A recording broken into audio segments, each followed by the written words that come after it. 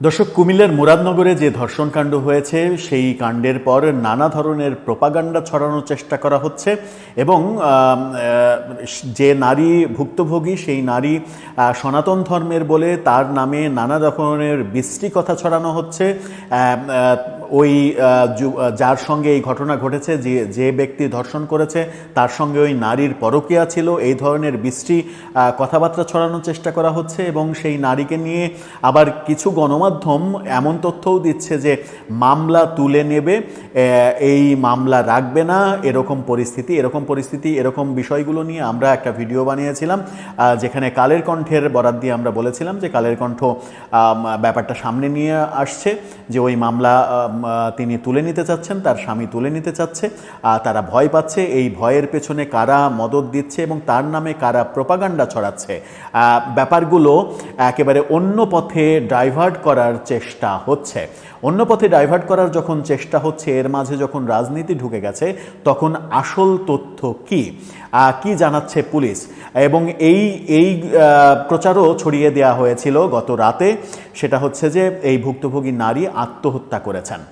কিন্তু পুলিশ কি বলছে? পুলিশ সব কিছুর একটা নিশ্চিত সমাধান, একটা একেবারে সঠিক তথ্য সংশ্লিষ্ট থানার ওসি তার একটা সাক্ষাৎকারের মাধ্যমে উঠে এসেছে, যাতে মনে হচ্ছে যে এই যে ব্যাপারগুলো প্রচার করা হচ্ছে সেই প্রচারের পেছনে অন্য কোনো ষড়যন্ত্র রয়েছে। কি হচ্ছে সেখানে, সেই আলোচনা করব এই ভিডিওতে। থাকবেন পলিটিক্স টিভির নিয়মিত আয়োজনে। কুমিল্লার মুরাদনগরে ভুক্তভোগী যে নারী তিনি আত্মহত্যা করেছেন এরকম কথা ছড়িয়ে দেওয়া হয়েছে। তার সঙ্গে ওই ধর্ষকের পরকীয়া ছিল, এই ধরনের বিশ্রী কথা ছড়ানো হচ্ছে এবং কারা ছড়াচ্ছে খুব সহজেই এটা বোঝা যায় যে কারা ছড়িয়ে ধর্ষককে বাঁচানোর চেষ্টা করছে। আবার যারা মোবাইলে ধারণ করেছে এবং ভিডিও করা অবস্থায় নগ্নদেহী সেই নারীকে প্রহার করেছে, তাকে নির্যাতন করেছে, সেই ব্যাপারগুলো আসছে যে সেখানেও প্রভাব বিস্তারের প্রসঙ্গ আসছে কিনা। রাজনীতি ঢুকে গেছে এর মধ্যে, বিভিন্ন দলকে দোষারোপ করার চেষ্টা করছে। এই রাজনীতির মধ্য থেকে সঠিক কথা কি? সেই ভুক্তভোগী নারী কি মামলা তুলে নিতে চাচ্ছেন? সংশ্লিষ্ট থানার মুরাদনগর থানার ওসি জাহিদ তিনি নিশ্চিত করেছেন যে না, মামলা তুলে নিতে চাওয়ার কোনো ঘটনা আমরা জানি না, বরং একটি মামলা করা হয়েছিল, আরও একটি মামলা করা হয়েছে এবং ধর্ষণ মামলার পর পর্নোগ্রাফি আইনে তার মামলা হয়েছে, আর একটা মামলা হয়েছে এবং যারা এই ভিডিও চিত্র ধারণ করেছে তাদের মোবাইল জব্দ করা হয়েছে। সেই মোবাইলে যদি আবার পর্নোগ্রাফি পাওয়া যায়, প্রচার তো একটা অপরাধ, পর্নোগ্রাফি করেছে তারা, প্রচার করেছে, যদি মোবাইলে সেটা পাওয়া যায় তাহলে আইসিটি অ্যাক্টেও আর একটা মামলা করার চিন্তা পুলিশের রয়েছে, এমন কথা নিশ্চিত করেছেন ওসি জাহিদ।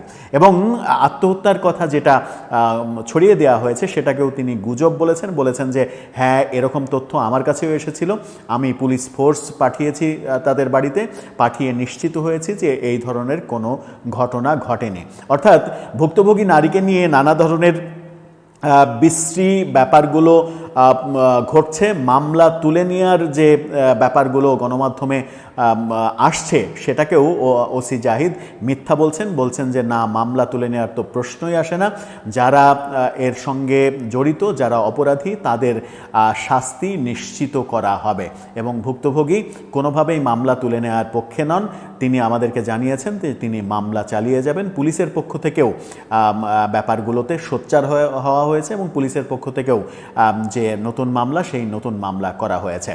তিনি জানিয়েছেন যে প্রথমে সেই নারী মামলাই করতে চায়নি ভয়ে, আমরা যখন ইনভেস্টিগেশনে গিয়েছি, তাকে খুঁজে বের করেছি, তারপরে তিনি সাহস পেয়েছেন, তারপরে তিনি মামলা করেছেন। সুতরাং সেই মামলা থেকে সরে আসার কিংবা পিছনে আসার কোনো কারণ নেই। তার মানে এটার পেছনে বেশ কিছু স্বার্থান্বেষী মহল জড়িত রয়েছে, এমন কথাও প্রচার হচ্ছে যে ধর্ষক, সেই ধর্ষক তার যে রাজনৈতিক দল, সেই রাজনৈতিক দলের এলাকার সাধারণ সম্পাদক পদপ্রার্থী, সেই সাধারণ সম্পাদক পদপ্রার্থীর আরেকজন প্রতিদ্বন্দ্বী রয়েছে, সেই প্রতিদ্বন্দ্বী ব্যাপারগুলোকে, এই ভিডিওগুলোকে করে ছড়িয়ে দিয়েছে এবং সেই সাধারণ সম্পাদক পদ থেকে তাকে যেন সরিয়ে দেওয়া যায়, এই ব্যাপারগুলো নিয়েও ষড়যন্ত্র চলছে। মানে বিভিন্ন রকমের কথা চলছে, বহুপক্ষীয় রাজনীতি এর মাঝে ঢুকিয়ে দেওয়ার চেষ্টা হচ্ছে। কেউ বলছেন আওয়ামী লীগ, কেউ বলছেন বিএনপি, কেউ বলছেন জামাত,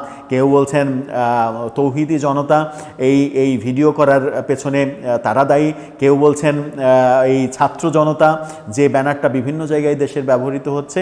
নানা আলোচনায় চলছে, কিন্তু পুলিশ শক্ত অবস্থানে রয়েছে এবং পুলিশের পক্ষ থেকে জানিয়ে দেওয়া হয়েছে যে অপরাধীরা যত শক্তিশালী হোক না কেন ছাড় পাবে না। এটা একটা আশার ব্যাপার যে পুলিশের শক্ত পদক্ষেপ তারা ঘোষণা করছে। এর পরবর্তীতে ষড়যন্ত্রর ডালপালা কোন দিকে বিস্তৃত হবে, তাকে আত্মহত্যা করিয়েই ফেলেছিল কিছু লোকজন, এরপরে কোন পথে তারা এগোবে, কোন পথে এগিয়ে যারা দোষী, বিশেষ করে আমার মনে হয় সেটা হচ্ছে যে ধর্ষক তাকে নিয়ে হয়তো রাজনীতি খুব কম হবে এখন, কিন্তু যারা এই ভিডিও করেছে, যারা ধর্ষণকাণ্ডের পরে নতুন করে মব সন্ত্রাস করেছে, যারা নগ্ন দেহী নারীকে নির্যাতন করেছে এবং ভিডিও করেছে, তাদের সঙ্গে প্রভাবশালী মহলের একটা যোগসাজশ রয়েছে। তাদেরকে বাঁচানোর জন্য নানা ধরনের কৌশল হয়তো অবলম্বন করা হচ্ছে, কিন্তু সরকারের প্রশাসনের যদি কঠোর অবস্থান থাকে, জাতি যেভাবে জেগে উঠেছে, যেভাবে প্রতিবাদ দিয়ে সোচ্চার হয়েছেন সবাই, আমার মনে হয় না যে সেই ধরনের ষড়যন্ত্র করে খুব একটা লাভ হবে। দর্শক, আপনার কি মনে হয়? আপনার মতামত জানিয়ে লিখতে পারেন আমাদের কমেন্ট বক্সে।